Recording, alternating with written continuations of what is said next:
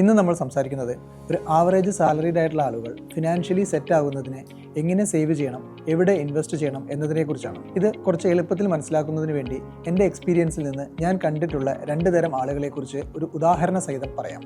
ഇത് ഈ കോൺസെപ്റ്റ് വളരെ വ്യക്തമായി മനസ്സിലാക്കുന്നതിന് നിങ്ങളെ സഹായിക്കും. രോഹൻ ആൻഡ് പ്രിയ, ഈ 2 പേരുടെയും പേഴ്സണൽ ലൈഫ് നമുക്കൊന്ന് പരിശോധിക്കാം. ഒന്നാമതായി രോഹൻ്റെ കാര്യം.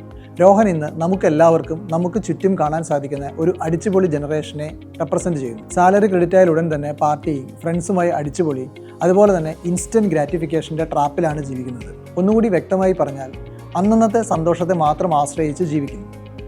ലേറ്റസ്റ്റ് ഗാഡ്ജറ്റ്സ്, സൂപ്പർ ബൈക്സിൻ്റെ EMI ഇതൊക്കെ കൊണ്ട് മാസം അവസാനമാകുമ്പോഴേക്കും സാലറി എല്ലാം തീർന്ന് അവസാനം കടം ചോദിക്കുന്ന ചില ഫ്രണ്ട്സ് നമുക്കെല്ലാവർക്കും കാണും. അത്തരത്തിലൊരു ഫ്രണ്ട്സ്, അതുപോലൊരാൾ.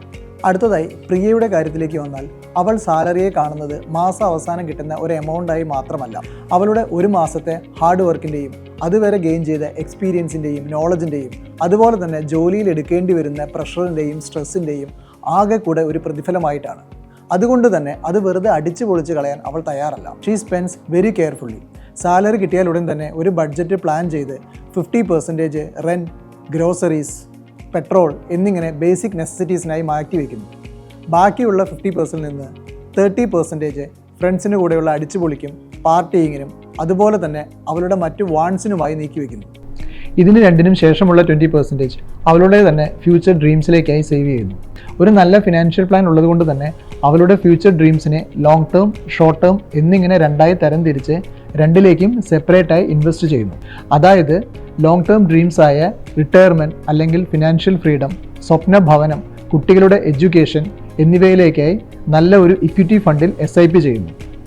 ഷോർട്ട് ടേം ഡ്രീംസ് ആയിട്ടുള്ള buying A very good car അല്ലെങ്കിൽ ലേറ്റസ്റ്റ് ഗാഡ്ജറ്റ്സ് അല്ലെങ്കിൽ ട്രാവലിംഗ് എന്നുള്ളവയിലേക്കായി ഡെറ്റ് ഇൻസ്ട്രുമെൻറ്റ്സ് ആയ ഡെറ്റ് മ്യൂച്വൽ ഫണ്ടിൽ അല്ലെങ്കിൽ ഒരു ബാങ്ക് RDയിലേക്കായി മാറ്റിവെക്കുന്നു. ഈ 2 പേരുടെയും ഒരു ലൈഫ് സ്റ്റൈൽ കേട്ടതിൽ നിന്ന് തന്നെ ഇവരുടെ 2 പേരുടെയും ഒരു 15 അല്ലെങ്കിൽ 20 വർഷം കഴിഞ്ഞാൽ ഉണ്ടാകാവുന്ന ഒരവസ്ഥ നിങ്ങൾക്കൊന്ന് സ്വയം ചിന്തിച്ചു നോക്കിയാൽ മനസ്സിലാക്കാവുന്നതേ ഉള്ളൂ. ഇവിടെ ഒരു ഫിനാൻഷ്യൽ കാൽക്കുലേഷൻസിൻ്റെയും ആവശ്യം പോലുമില്ല. ഇനി നിങ്ങളൊന്ന് സ്വയം ചിന്തിച്ചു നോക്കൂ, ഈ ഒരു ഫിനാൻഷ്യൽ ഡിസിപ്ലിൻ നമ്മുടെ ലൈഫിൽ ഉണ്ടോ എന്ന്. രോഹൻ്റെയും പ്രിയയുടെയും സ്റ്റോറിയുമായി കമ്പയർ ചെയ്യുമ്പോൾ ഇതിൽ ആരുടേതിനോട് ചേർന്നാണ് നമ്മുടെ ഫിനാൻഷ്യൽ ലൈഫ് നിൽക്കുന്നതെന്ന്. അതുകൊണ്ട് തന്നെ നല്ലൊരു ഫിനാൻഷ്യൽ ഡിസിപ്ലിൻ നമ്മുടെ ലൈഫിലേക്ക് കൊണ്ടുവരാൻ ശ്രദ്ധിക്കുമല്ലോ. നമ്മളുടെ ഫിനാൻഷ്യൽ ഫ്യൂച്ചർ ഇതിനെ ഡിപ്പെൻഡ് ചെയ്താണ് ഇരിക്കുന്നത്. Please share this video for someone who might need it.